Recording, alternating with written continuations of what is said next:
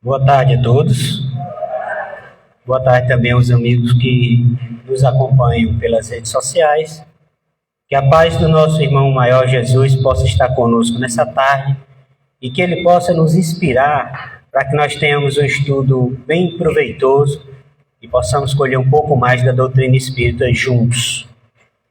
O nosso tema de hoje, pneumatografia, a escrita direta como prova da imortalidade. Eu não vi, mas eu ouvi que só tem uma pessoa nova, né, que veio pela primeira vez. Quem já ouviu essa palavra pneumatografia? Levante a mão. Pouca gente, né? Três pessoas. Pronto. A gente vai tentar não. Nós vamos entender melhor o que significa isso. A leitura da psicografia que a Sbaida fez, assim como as palavras da Marfisa, foram bem providenciais, porque nós vamos procurar iniciar justamente tentando entender um pouco melhor o que é a mediunidade. E para isso, nós vamos lá no item 159 do Livro dos Médiuns, no capítulo 14. Ele diz assim, que todo aquele que sente, num grau qualquer, a influência dos espíritos é, por esse motivo, médium. Então vejam que alguns podem sentir numa intensidade maior, outros podem sentir numa intensidade menor. Essa faculdade, ela é inerente ao homem, não constitui, portanto, um privilégio exclusivo. Por isso mesmo, raras são as pessoas que delas não possuam alguns rudimentos. Então, mesmo aquele que sente pouquinho, ainda é mediunidade. E raras, quando ele diz raras, muito raro é uma pessoa que não vai ter nenhum rudimento disso. Que não vai sentir uma influência, uma intuição, mesmo que isso não se traduza em efeitos patentes. Já aqueles em que a faculdade se traduz de uma forma bem nítida, esses são o que normalmente, no senso comum, nós chamamos de médium. Porque neles você consegue identificar com mais clareza. Mas todos nós, que a Marfisa falou, todos nós somos médios. Porque de uma forma ou de outra, a gente também tem essa possibilidade de ser influenciado pelos espíritos. Pelo menos é o que ele está dizendo aqui no item 159. Todo aquele que sente num grau qualquer. Ele não estabelece um limite. Tanto pode ser muito como pouco. Sentiu pouco, é médio também. Mas não é bem aí que a gente queria chegar. Eu queria chegar aqui. Ele diz, isso aqui, gente, é um recorte. Não é a resposta toda, né? Eu só peguei um recorte para a gente chegar no ponto que eu quero. É de notar-se, além disso, que essa faculdade não se revela, olha só, da mesma maneira em todos. Marfisa também falou nisso. A Marfisa estava lendo meu pensamento ali. Não se revela, ela não se traduz da mesma maneira em todos. Geralmente os médios, eles têm uma aptidão especial para os fenômenos desta ou daquela ordem, de onde resulta que formam tantas variedades quantas são as espécies de manifestações. Então são muitas variedades diferentes. Nós temos aí dezenas de variedades da mediunidade catalogadas por Kardec. Vamos observar somente alguns, até porque a gente não tem tempo suficiente para isso, certo? Mas, por exemplo, as principais, os médios de efeitos físicos, são aqueles médios que doam fluido para a produção de fenômenos de efeitos físicos, que seriam o quê? Um objeto que cai, ou a materialização de um objeto, são fenômenos de efeito físico, certo? Os médios sensitivos ou impressionáveis são aqueles que têm a possibilidade de tanto sentir fisicamente como moralmente a presença dos espíritos. Os audientes, bem óbvio, né? São aqueles que escutam. Os videntes são os que veem. Os sonambúlicos são os médios que produzem efeitos mediúnicos quando no estado de sonambulismo. Temos também os médios pneumatógrafos e os escreventes ou psicógrafos. Isso aqui são só alguns. Como eu falei, são dezenas que existem. Hoje a gente vai se deter nisso aqui, ó, na pneumatografia, que é estudo dos nossos grupos de estudo, é tema, né, dos nossos grupos de estudo, no caso da semana que vem, certo? Vamos tentar entender um pouquinho aí o que é essa pneumatografia. O nome é bem, no mínimo, estranho, né? Vamos lá. Antes, a psicografia, que a gente está bem mais acostumado, quando fala em mediunidade, é a primeira coisa que a gente lembra é psicografia, não é? Porque até pelo trabalho desenvolvido pelo nosso irmão Chico Xavier, era muito comum a psicografia. Então, psico, derivado de psique, alma, mente ou espírito. E grafia, escrever, grafar, desenho. Certo? Isso aí é a psicografia. Então, a psicografia seria o quê? O espírito que utiliza o psiquismo do médium para grafar as letras, para escrever, ou também, possivelmente, para desenhar. E quando fala de pneumatografia, do grego pneuma, olha o que diz pneuma: ar, sopro, vento, espírito. Aí o grafo é escrevo, né? Que vai se comparar com escrevo, grafar, desenho. Os espíritos sempre dizem, e eu concordo, que às vezes eles têm dificuldade em traduzir as coisas do mundo espiritual para nós aqui. Porque quando você pega de pneumatografia, também você vai, por exemplo, em outra área, na mecânica, você vê máquinas que são pneumáticas. Por quê? Porque são movidas a ar. Quem vai numa oficina, consertar seu carro, o cara tem uma parafusadeira pneumática. E ele tira as polcas da roda do carro com aquilo ali que é movido a ar. Então, quando você fala pneuma, está relativo a isso. E eu não acho muito bem que o espírito ele seja um sopro, um vento. Mas foi o que mais se aproximou, é uma opinião minha isso, né? Foi o que mais se aproximou, então ficou.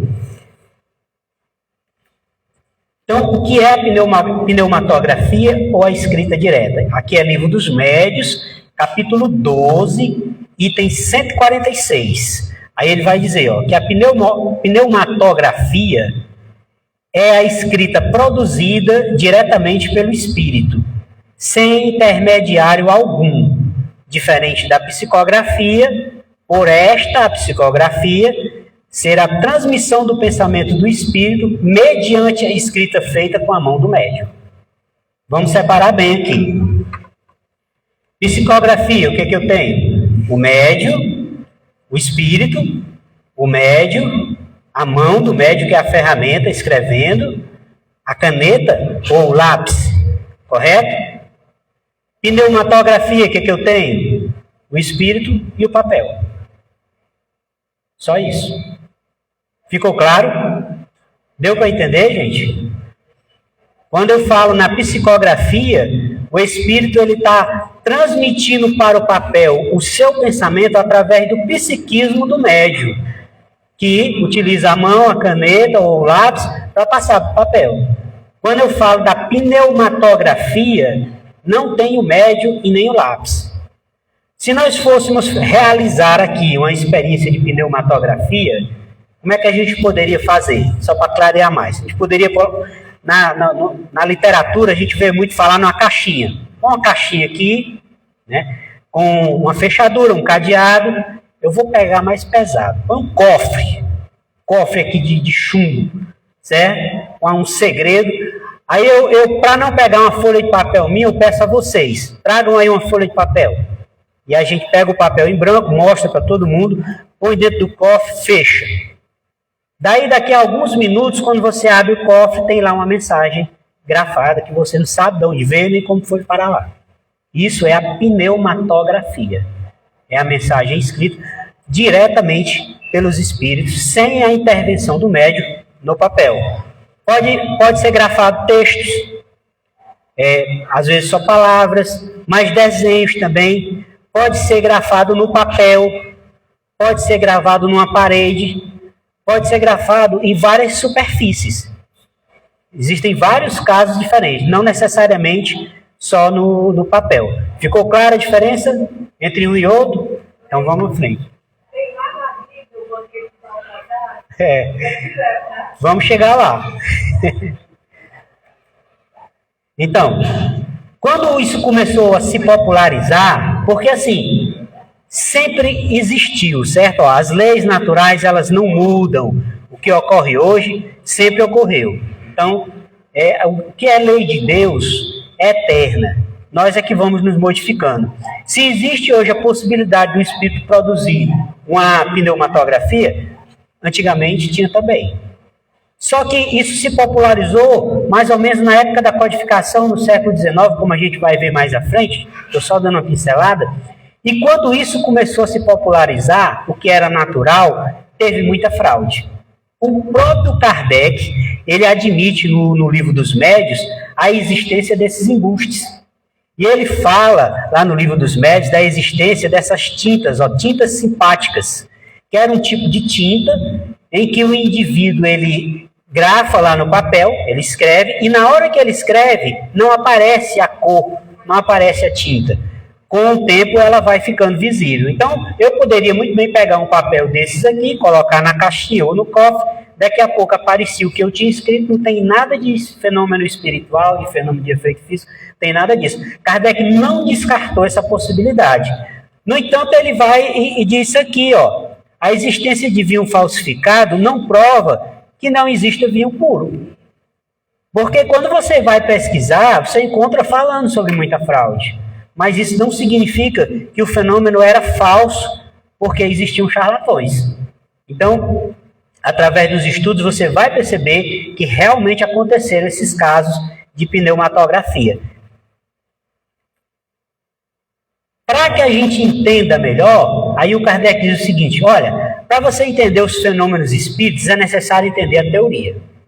E se tratando dessa questão, que é extraordinária, porque é algo que chama muita atenção, mais ainda você tem que entender a teoria.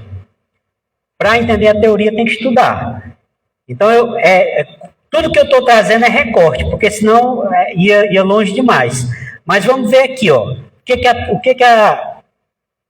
sempre me atrapalho com isso. O que a teoria diz? A teoria diz que a teoria se pode resumir dessa maneira. O espírito atua sobre a matéria da matéria cósmica universal. Porque você põe o papel em branco aí. De onde é que vem aquela tinta que aparece no papel com a mensagem? Se vocês não sabem, existe o fluido cósmico universal. Tudo o que existe do ponto de vista material é derivado desse princípio único. Você tem lá a tabela periódica lá cheia de elementos, vai mais além, entendeu? Tudo parte de um princípio. O resto é modificação. Então, a madeira, o plástico, o tecido, tudo vem a partir desse princípio elementar primitivo. Aí sofre modificações até chegar aqui onde nós estamos e dá origem aos vários tipos de materiais que nós utilizamos, certo? Só que os espíritos, o que é que eles fazem?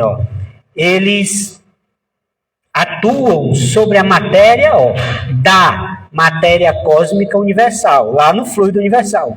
Tira os elementos de que necessitam para formar, a seu bel prazer, objetos que tenham a aparência dos diversos corpos existentes na Terra. Sabiam que eles podem formar objetos? A gente pôr aqui uma mesinha, por exemplo, e o espírito formaria uma jarra com flores. Apareceria aqui na frente de vocês. Fenômeno de efeito físico, isso, certo? Só que quando eles se utilizam dessa matéria cósmica universal, esses objetos não têm permanência. Isso foi até no dia quando a gente estudou o Laboratório do Mundo Invisível, um questionamento que muita gente fez, né? Quando eles fazem um fenômeno de transporte, é diferente. Imagine um jardim lá embaixo. Aí eles transportam pétalas de rosa do jardim e soltam aqui no palco. Como essas pétalas foram transportadas de lá, desmaterializadas e materializadas aqui, elas são permanentes. Só que no caso da escrita direta, fica no papel. Houve casos em que sumia, mas fica. É tanto que existem os relatos, né? E aí o Espírito de São Luís diz, olha, nunca disse que o ponto final era esse. Então, pela necessidade que tinha de comprovação daquilo, ficou relatado no papel, tem vários documentos sobre a escrita direta, certo? Também poderia tirar dali o que for preciso para escrever, possibilidade que nos traria a explicação do fenômeno da escrita direta. E se tratando de sinais, que por ser útil, a necessidade que tinha, conservá-los, são conservados. Justamente numa época em que precisava comprovar alguma coisa para as pessoas, porque chamava a atenção delas. Então, pela utilidade que tinha de conservar, isso aí eles ficaram grafados no papel, né? Pronto. O Decálogo, os 10 mandamentos, ela falou de outro exemplo lá, eu vou mais atrás. Quando eu comecei a estudar viu, Simone, sobre a pneumatografia, eu parei para pensar que eu mesmo, muitas vezes, e eu já vi muita gente falar, quando fala da psicografia, que os 10 mandamentos foi o primeiro caso de psicografia. Vocês já viram alguém falar isso? Só falar, né? Não, porque os 10 mandamentos foi o primeiro caso de psicografia. Pergunto a vocês, baseado no que a gente falou, os 10 mandamentos foram grafados diretamente nas tábuas e entregues a Moisés. É psicografia ou pneumatografia? Muito bem, vão passar de ano, viu? Muito bem. Então é pneumatografia, não é psicografia. Viu como é bom a gente estudar? A gente vai aprendendo e esclarecendo, certo? Então, do ponto de vista da perspectiva espírita, certo? Os 10 mandamentos citados, eles são um bom exemplo bíblico de pneumatografia. Mas tem mais exemplos, ó. Aqui é o que a Edvaida falou. Exemplo bíblico.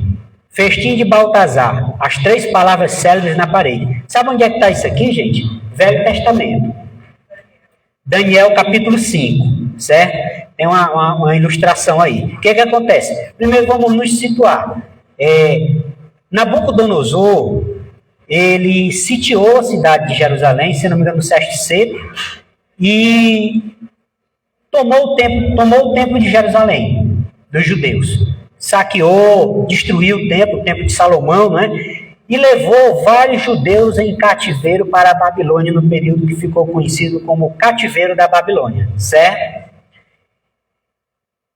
Lá na frente, Baltazar, que é filho do Nabucodonosor, ele deu uma festa lá no palácio dele, e ele deu essa festa para 1000 funcionários, altos funcionários que ele tinha. Então, na festa, eles bebiam vinho, as esposas dos funcionários, as concubinas, e festejavam. Lá pelas tantas, o rei Baltazar já estava um pouco alegrinho e pediu para que trouxessem os cálices de ouro e prata do templo de Jerusalém, que tinha sido saqueado. E os funcionários foram buscar. Então eles começaram a beber vinho nos cálices do templo de Jerusalém e começaram a louvar os deuses, porque eles eram pagãos, politeístas, né, melhor dizendo, né? Começaram a louvar os deuses de pedra, de ferro, de ouro, de madeira, que eles louvavam. Eis que num determinado momento surge, por detrás de um candelabro, a narrativa lá do texto diz assim, uma mão, e começa, igual está ali na figura, ó, surge uma mão e começa a escrever na parede de cal do templo. E escreve 3 palavras. É claro que não foi em português. Tem aqui só uma, Menia, nem sei se a pronúncia é essa, né? Porque a tradução que eu peguei aqui foi em português na Bíblia, né? Mas escreve 3 palavras. Se fosse vocês, o que acontecia? Saía correndo, né? Porque eu nunca vi alguém para ter mais medo de espírito do que espírita. É incrível, né? Uma vez a gente estava no estudo, outra casa que eu estudava, e eu lembro que era à noite.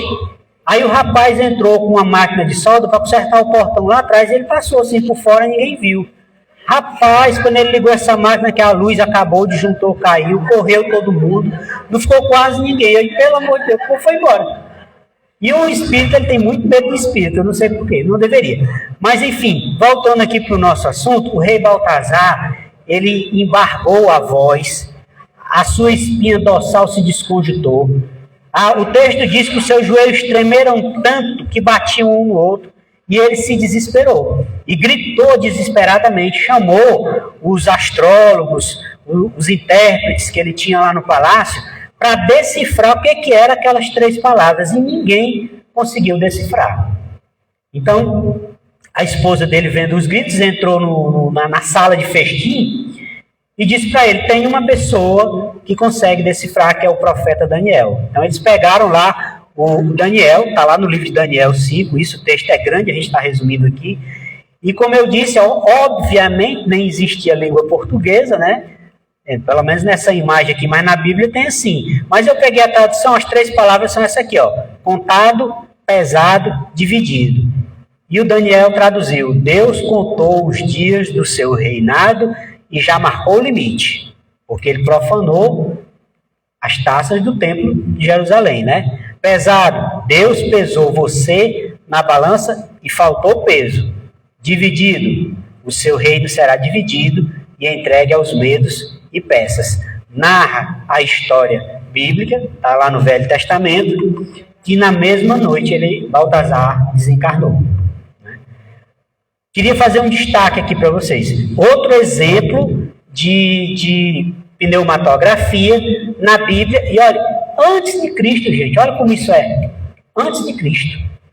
Certo? Mas não era só isso. Se eu pedisse a vocês para fazer uma pesquisa sobre pneumatografia hoje, você vai lá no Google, escreve pneumatografia, textos relacionados, aí vem exemplo de Baltazar, livro dos médicos, mas Kardec ele não tinha isso não. Ele estudava, né? Porque ele vai achar lá no Velho Testamento um exemplo, isso aí está no livro dos médios, claro, não tem essa história toda, a história eu li na Bíblia, mas lá no livro dos médios ele destaca esse exemplo bíblico como um exemplo de pneumatografia. Então isso prova que Kardec era um homem que ele estudava o Espiritismo, ele estudava outras religiões, estudava outros textos, outros livros, e ele até recomenda isso, que tudo que você puder ler e estudar é interessante. Vamos à frente. Então, todavia, quaisquer que tenham sido os resultados obtidos em diversas épocas, porque sempre teve em diversas épocas isso, certo? Mas só depois de vulgarizadas as manifestações espíritas, foi que se tomou a sério a questão da escrita direta. Ou seja, aqui, a narrativa desse cidadão aí é até antes do lançamento do Livro dos Espíritos, mas isso estava bem em voga já, certo? Mas eu preciso dizer que depois que Kardec lança o Livro dos Espíritos, muitas coisas que eram tomadas como brincadeiras, como passatempo, passaram a ter um tom de seriedade. Mudou-se completamente a maneira como se encarava. É claro que, a partir daí, não necessitou mais tantos de fenômenos para chamar a atenção das pessoas, né? O próprio Kardec diz, no Livro dos Médios, lá na introdução, o Espiritismo fez grandes progressos, porém, maiores ainda, depois que entrou pela senda filosófica. Ou seja, muita gente, ainda hoje, quer ver o fenômeno para se convencer. Mas a melhor maneira de você se convencer é estudar. É compreendendo a teoria, como eu tinha falado anteriormente. E esse amigo aqui, ó, ao que parece, ó, o primeiro a torná-la conhecida, nestes últimos anos, em Paris, foi o barão de Goldenstube, que publicou sobre o assunto uma obra muito interessante, com um grande número, teve uma falha aqui, de facsímiles das escritas que obteve. Facsímiles são as cópias. O livro que ele publicou é esse aqui, ó, A Realidade dos Espíritos e o Fenômeno Maravilhoso de Sua Escrita Direta.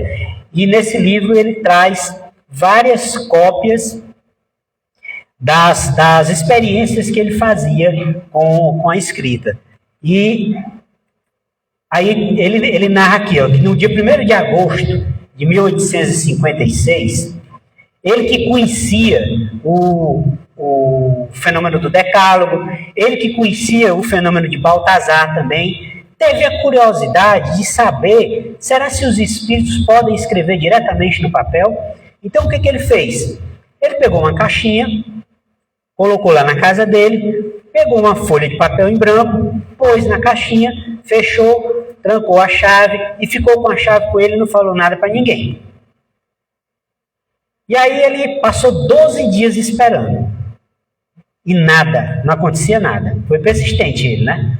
Depois de 12 dias, ele se surpreende quando abre a caixa e encontra uma escrita no papel.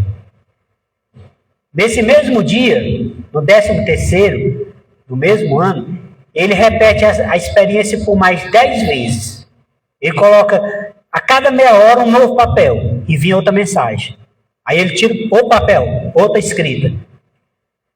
No 14º dia ele faz 20 experiências e em cada uma delas vem mensagens escritas. Então ele se tornou um pioneiro nesse fenômeno da pneumatografia, bastante conhecido na época, até pela publicação de sua obra. E eu trouxe aqui algumas imagens do que ele produziu para a gente ver. Olha só, que está aqui desse lado aqui, são duas imagens, a imagem 1 e imagem 2, certo? Bem interessante. Claro que, a não ser que alguém saiba ler em francês, se eu não me engano é em francês isso aqui, ó, certo? Mas, vejam, tanto eles escreviam textos, frases, como desenhavam também, ó. Esse desenho não tem nada a ver com essa imagem primeira, são duas, tá certo? Ó. A primeira é uma carta do além-túmulo, de um amigo do autor, um amigo do barão, que muitas pessoas reconheceram por sua escrita.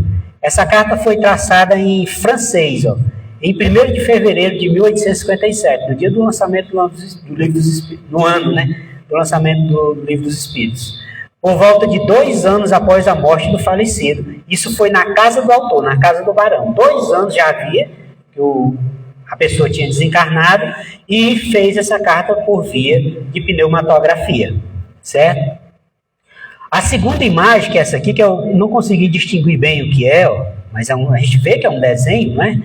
É uma figura que foi desenhada no Louvre do Museu Egípcio, na presença de várias testemunhas, essa daqui, certo? No jazido de Cleópatra, em 4 de setembro de 1862. Olha que coisa incrível. Não só na casa dele. Lá no museu, no jazido de Cleópatra, foi produzida essa imagem aí. É uma pneumatografia. Teve médico que desenhou? Não. Teve lápis? Não. Somente o espírito e o papel.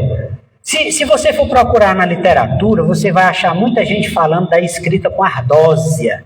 Já ouviram falar aí? Ardósia, né? As pessoas também chamam de pneumatografia, que era uma espécie de uma pedra de argila, né? A própria cestinha, que no começo dos fenômenos espíritos, o pessoal põe um lápis, uma cestinha, né? O médium vinha e põe a mão em cima e a cesta traçava ali caracteres. Chamam de pneumatografia. Muita gente chama. Mas no Livro dos Médiuns, o que diz é isso. Que a pneumatografia é a escrita feita diretamente pelo espírito no papel, sem intermédio do médium e também do lápis. Porque uma das coisas que o barão percebeu, nessas experiências que ele fez, as primeiras experiências ele botava a caixinha fechada com o papel e o lápis. Depois, quando ele fez aquelas 20, o que ele fez? Deixou a caixa aberta. E ele ficava de longe observando. E ele notou que não precisava do lápis. Aí, a partir daí, ele não pôs mais o lápis. E acontecia do mesmo jeito o fenômeno, certo? Vamos ver aqui, ó. Essa imagem aqui, ó, escrita grega, aqui em grego, ó, assinada pelo famoso Platão. Nada mais, nada menos do que Platão. Em 24 de dezembro de 1856, ó. As experiências daquele dia memorável foram coroadas com o maior sucesso. No papel assinado pelo espírito de Platão, há uma figura que representa uma cruz, que possui na sua parte superior um alfa, não dá para ver muito aqui, ó, mas na sua base o ômega, dá para você distinguir bem aqui a letra ômega, ó. O ômega. Esta cruz e essas duas letras parecem indicar o início e o fim das coisas. Os dois significam fé, espírito, o amor de Deus. Então, é essa imagem aqui, ó. Você vai começar a notar que a pneumatografia, ela nunca produziu textos extensos. Sempre eram coisas curtas. Ou um desenho, ou uma frase, ou mesmo que fosse uma carta mais pequena. Ela nunca produziu coisas assim muito grandes, textos extensos, certo? Essa outra aqui, ó, escrita excelente, assinada por Abelardo, obtida pelo autor sobre o túmulo desse homem ilustre em Père Lachaise, o mesmo cemitério que Kardec foi sepultado, né, o corpo dele, sobre recomendação de um espírito amigável em 20 de janeiro de 1857, também escrita direta, certo? Então aqui, ó, sobre o túmulo dele, imagine aí, lá no cemitério, colocou o papel em cima do túmulo dele e apareceu, foi grafado aí essa carta desse cidadão aqui, Abelardo. Aí a escrita todinha, isso aqui tudo está no livro do Barão, certo? Que eu falei para vocês. Aí você diz assim, e no Brasil? Será que teve, gente, alguma coisa? Vamos ver. Esse livro aqui, ó, chama Trabalho dos Mortos. Quem gostar de ver foto de espírito, pode baixar na internet, que é de graça, porque ele tem um monte de foto de espírito materializado. É bem interessante. É um livro originalmente escrito em 1921, talvez muita gente não conheça, né? Que relata experiências com a médium Ana Prado, né? Foram realizadas principalmente na residência dela, da médium, e de seu esposo, Eurípides Prado, em Belém do Pará, Brasil. Certo? Isso aqui, ó, tá um pouquinho ruim de ver, porque aí já é um print. Mas é uma escrita direta do Espírito João, em reunião mediúnica em 6 de maio de 1921. E essa escrita, assim como muitas outras experiências que foram feitas, sempre na presença de pessoas honradas, de pessoas dignas que atestaram, confirmaram a realidade daquele fato, daquele fenômeno. Certo? Quem não conheceu ou nunca ouviu falar no Peixotinho, está aqui ele aqui do lado do Chico Xavier, maior médium de materialização já conhecido no mundo, com certeza. Tinha também outras características mediúnicas, como aquilo que a gente falou lá no início, lembra?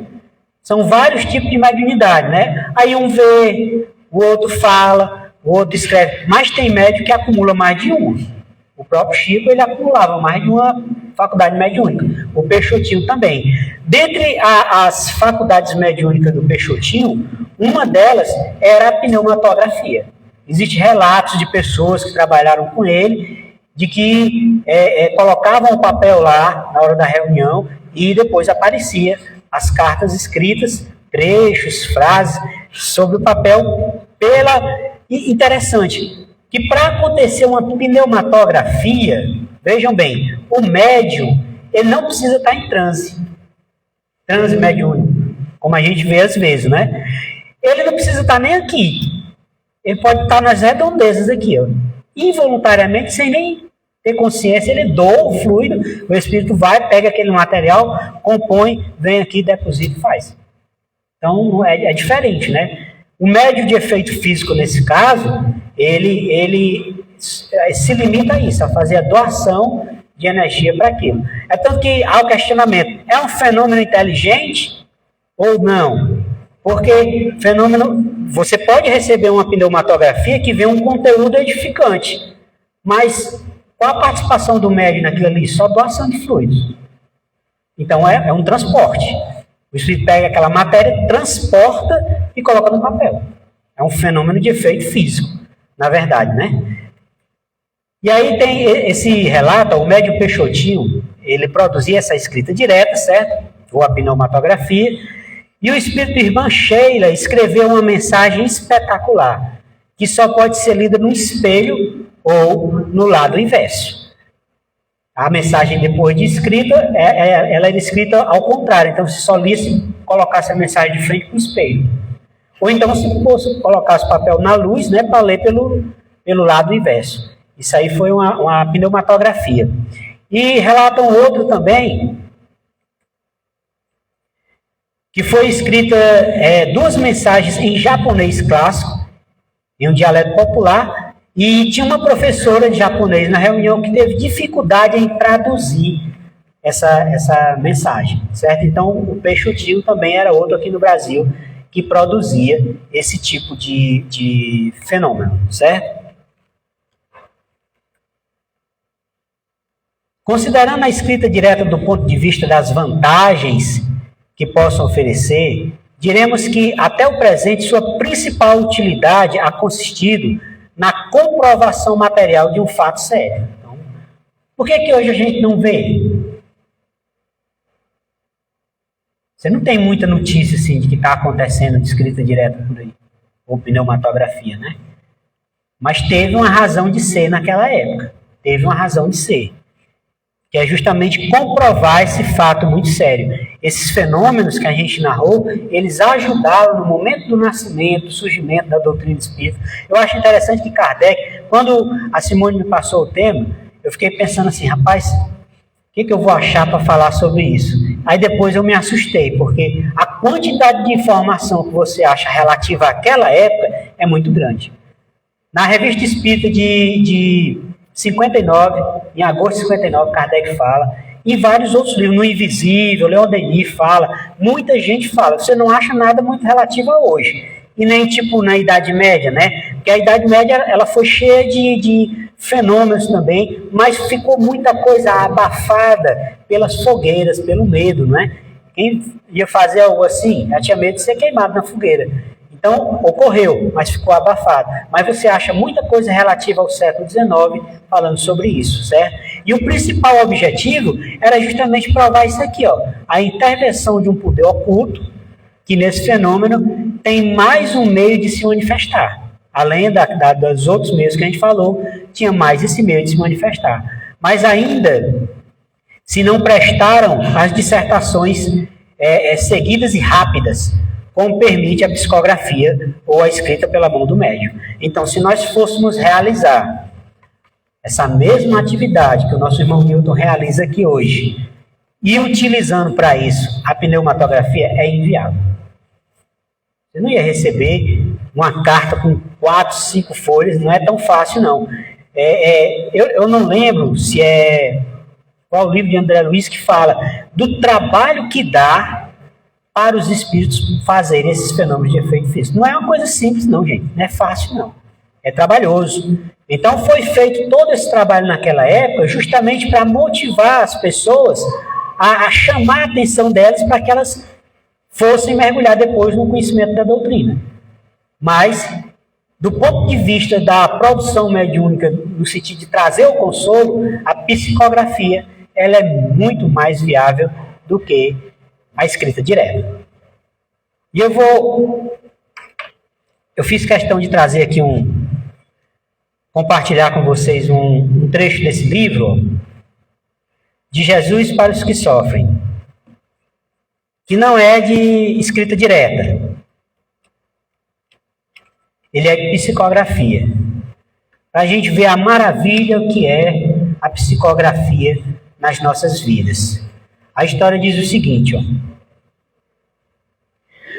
No cemitério de Pedro Leopoldo, uma pequena multidão assistia às cerimônias de enterramento do Senhor Dudu, conhecido e estimado músico. Em pranto, a viúva e demais familiares, entre grande número de amigos, as músicas dolentes executadas pela banda musical de Pedro Leopoldo espalhavam na paisagem de crepúsculo vibrações de tristeza e de saudade.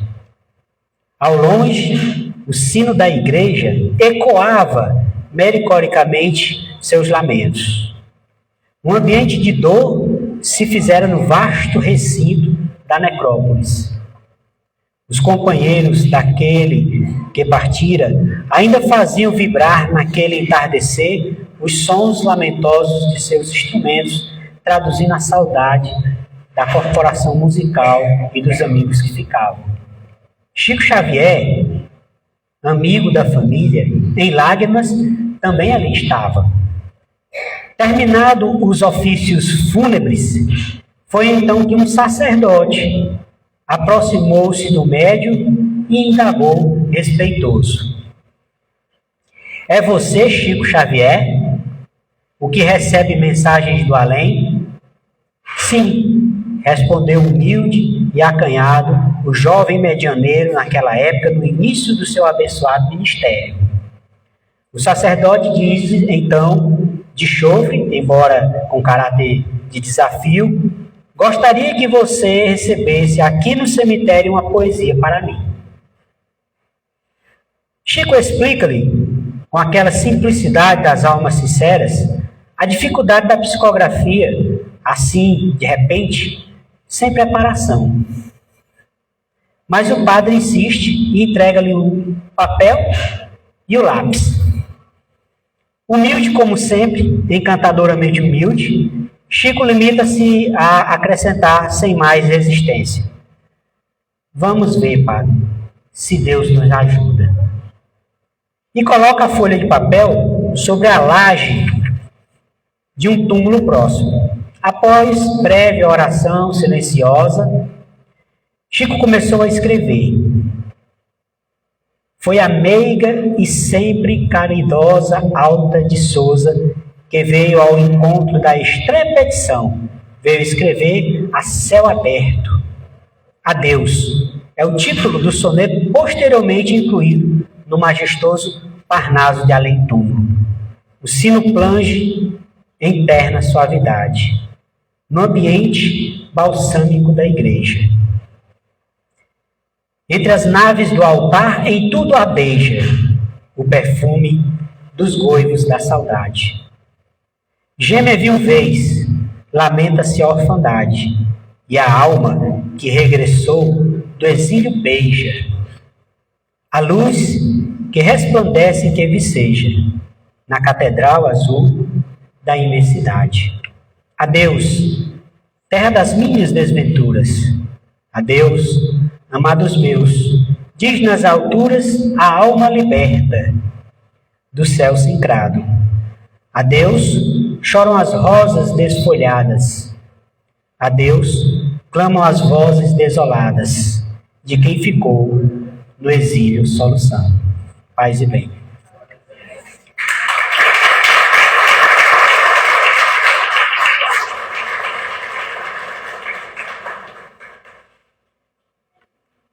Gente, a gente agradece aqui, mas tem espaço para pergunta, né? Quem quer fazer alguma pergunta sobre o tema de hoje? Para fazer esse efeito, né? Tem que precisar de uma oração, tem que ter um médico. Pronto, primeiro tem que ter um médio de efeito físico, né? Se não tiver, não é possível que aconteça. A recomendação é o recolhimento, a oração, a evocação, não é? Você vai evocar, mas nada lhe garante que vá acontecer, né? No caso do médico, como eu falei, ele nem às vezes tem consciência. A revelia dele, vocês já viram reportagem na televisão de casa que está pegando fogo, caindo as coisas, né? É fenômeno de efeito físico. E às vezes o médico está dentro de casa. Não sabe. Está dentro de casa. Então, o ideal, o que a gente recomendaria? Que haja, sim, o recolhimento, a oração, né? Até porque os espíritos nobres vão atender a quem tiver mais, se colocando de forma mais digna e respeitosa, né?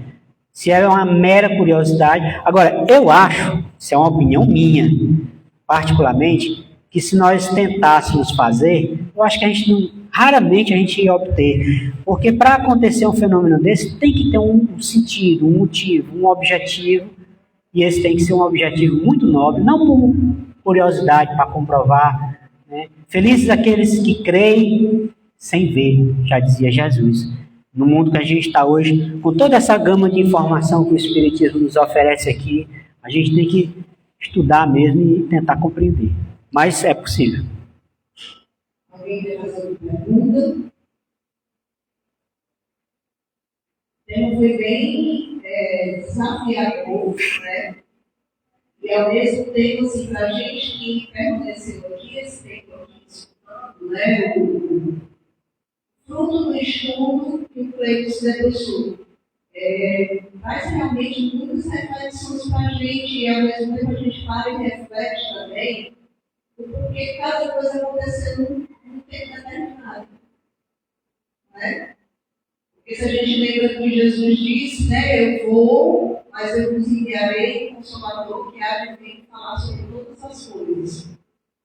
E aí a gente vai vendo que ao tempo de Kardec, muitos outros fenômenos, e muito acertadamente, o Cleiton diz, né, hoje talvez não seja mais necessário.